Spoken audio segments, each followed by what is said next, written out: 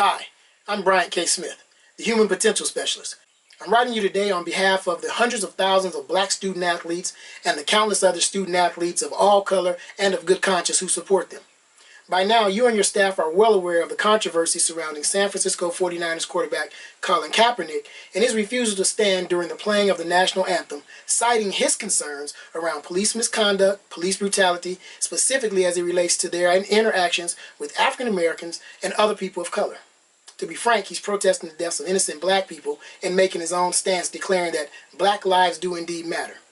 Although you have not commented on the issue directly, you have made it clear that such protests do not belong on the field and they become a distraction to the team. In short, you have said that distractions are something that you will not tolerate, nor allow. Therefore, by default, you've instituted a policy that forbids us as student athletes from displaying any act that could demonstrate our support for Mr. Kaepernick or his cause. You say it's what's best for the team. As a person of good moral conscience, I have a few questions I would like you to consider. First, are student athletes not students before they are athletes? I mean, are they not supposed to have the same opportunities to express themselves, particularly around issues that impact them, as other non-athletic scholarship students? If other students on campus are allowed to protest and express their support for issues and causes as they see fit, what gives you the right to deny these opportunities to student athletes?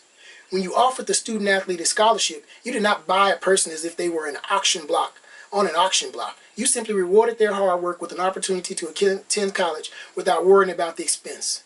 Students who receive non-athletic scholarships, some of which are valued greater than the athletic scholarships, are free to protest as they see fit without fear of having their scholarships taken away from them. Why should an athletic scholarship be any different? Second, I would like you to think back to when you and your staff were recruiting these student athletes. You went to their communities, met with their family members, and you talked about what you're wanting, what was best for them, the student athlete.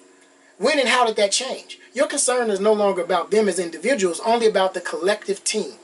And they have to lose any sense of individuality they had and adhere to the groupthink doctrine as espoused by you and your coaching staff. In requiring them to toe the company line and sacrifice their personal beliefs for the good of the team, you're actually teaching them that their obligation to the team supersedes any and all other obligations, including that of being a responsible citizen and fighting injustice. Finally, I want you to understand, do you even know the difference between caring about me as a student and caring for me as an athlete? You care about me as a student, then you know that I'm here not just to play a sport, but to learn. I'm here to learn how to be the best person I can be. I'm here to learn how to earn a living. I'm here to learn what it means to be a good global citizen. And I'm here to learn when and how to help others who may not have been afforded the opportunities that I have. I'm learning how to use my skills, my privilege, my voice, and yes, my platform to help as many people as I can. When you care about me as a player, you're only interested in what I can do to help you and the team. And in that scenario, me and my needs become as invisible to you as the original issues that were presented by Mr. Kaepernick. I'm asking you to just see me as a student athlete.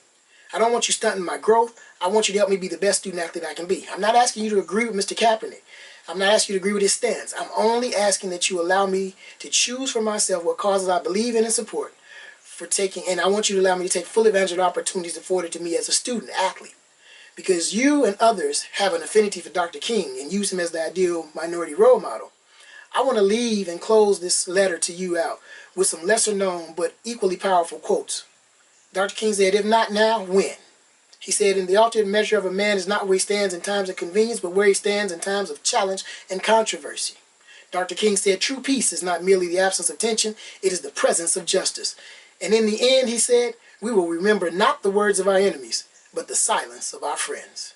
And I'm signing this, me and the hundreds of thousands of other student athletes, all of good colors and good conscience, who have had their voices muted, not directly by you telling them that they can't participate, but, Coach, by you implying it. I'm Brian K. Smith.